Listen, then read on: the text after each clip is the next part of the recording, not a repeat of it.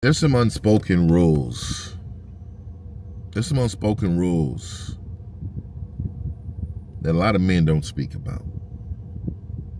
And they don't speak about it because I don't think they want to get you. I don't think they want you to get ahead. I try to do things on my channel to have you men understand how important it is to get you some game. Right? The unspoken power of selective disagreement. This is some wild game right here. Ain't nobody talking about this. And the reason why I'm talking about it is because I like to be unique in my sectors. I can always teach you men how to text. I can always teach you men how to, say a couple things to ladies to get them going. I can always do those things. But what I will tell you is these subjects is what you need to develop. You need to develop, all right? So all of you men, just all my silverbacks, there's a hidden skill that separates powerful men from powerless ones. Straight up. It's not how much you talk. It's when they disagree. I'm going to tell you off top, right? Most men think power means dominating every conversation, but the true power is in selective disagreement. Selective disagreement. This is what it is. The ability to hold your truth without needing validation. That is huge. That is huge. And I'm going to break that down for you today, man. I'm going to break that down for you. And I will say this. This is the biggest part of what I'm going to talk about today. But before we get into that, click the like button, share this video. This is your first time in. My name is 50. I'm here. I do manhood videos just about every day. Everyday content. Join my channel. Click the like button. So, agreeing with everything kills respect. And this is why I always tell you, men, stand true and strong into who you are. Stand true and strong to who you are. When you agree with everything, and you're a person who agree with everything people say to keep peace, you become predictable and forgettable. You got to remember, selective disagreement shows you think of yourself. Got to remember that. You think of yourself. It tells people you're not afraid of tension. You're not.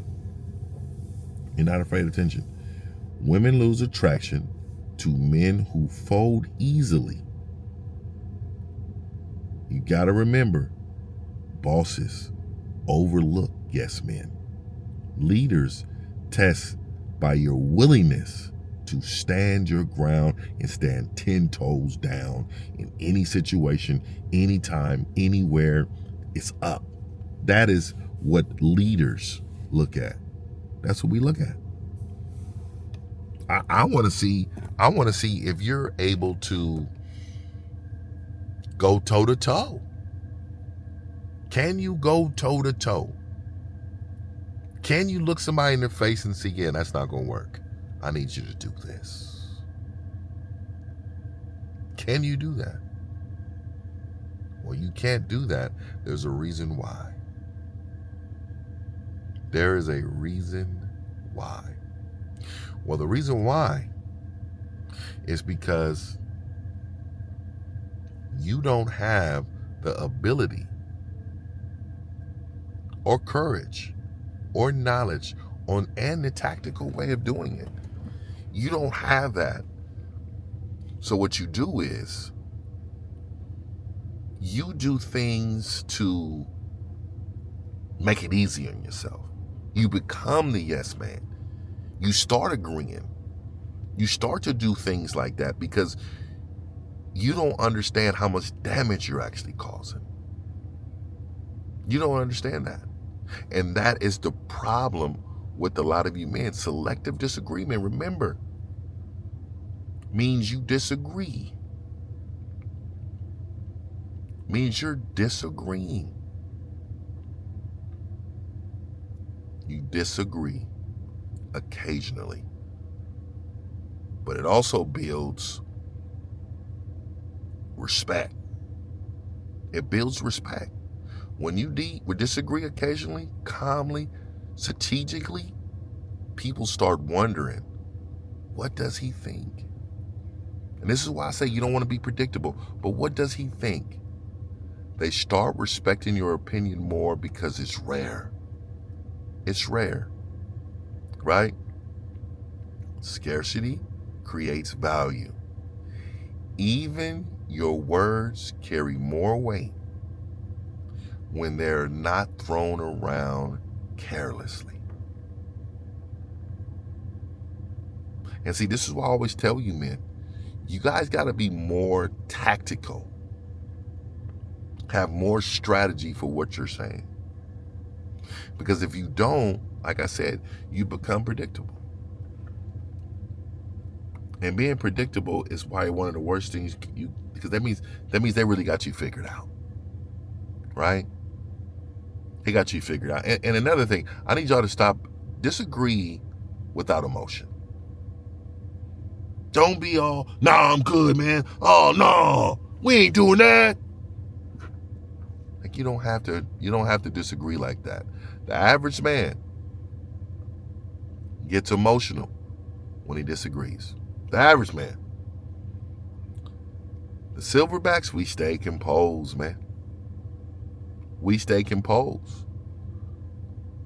You say your truth without logic.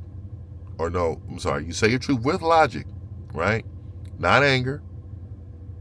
That controls make people feel your authority without you even raising your voice.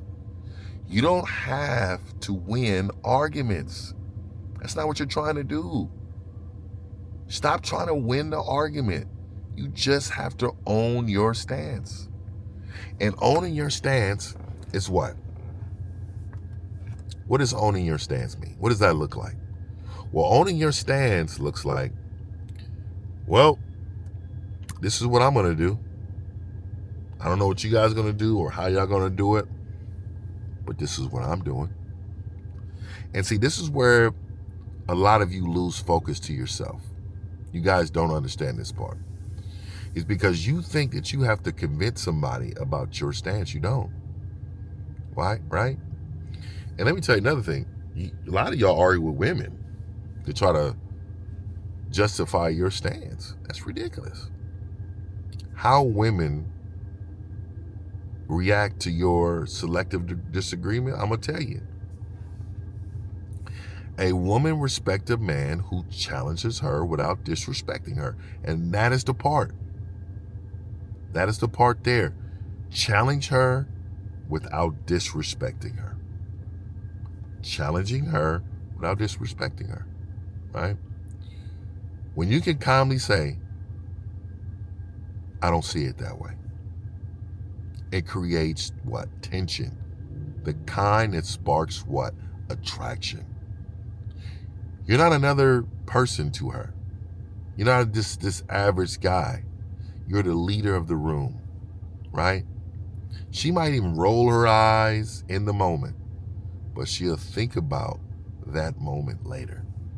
And she will be like, ooh, I ain't gonna lie. He stood 10 toes down. Why do you think women want strong men? They want strong men because those strong men are going to always disagree with her when it comes to something they believe in. Yes, men disagree. Disagree. So when you have that, you have a lot of men that agree with women so much that you done created a culture. You created a culture. And not only did you create a culture, you created a culture that's detrimental. Very detrimental. I would suggest a lot of you men, just stay silent in the part of strategy, right? Sometimes silence is a disagreement in disguise. It really is. You don't always need to explain your position. You don't. But I tell you, sometimes silence will create tension for them, for the other person listening. But I will tell you, when you pause instead of react, and that's the thing. When you can pause instead and not react, that pause commands masculinity. Oh, it's reeking. People adjust their tone. They watch their words, right? I tell you, when they watch their words, I love that. That's when you know you got them. They know you're not the type to be pressured easily. I love that, man. I ain't gonna lie, man. I love that. Love it. I love that, right? So let me talk to y'all a little bit about it when it comes to business, right? So selective disagreement in business and leadership. Let me tell you how that looks, because this is where y'all gonna mostly deal. I mean, I talked about the women part of it, but y'all mostly deal with this stuff like this, right? In business, this is called fractional respect. See, it's when you're respected for not being afraid to challenge ideas.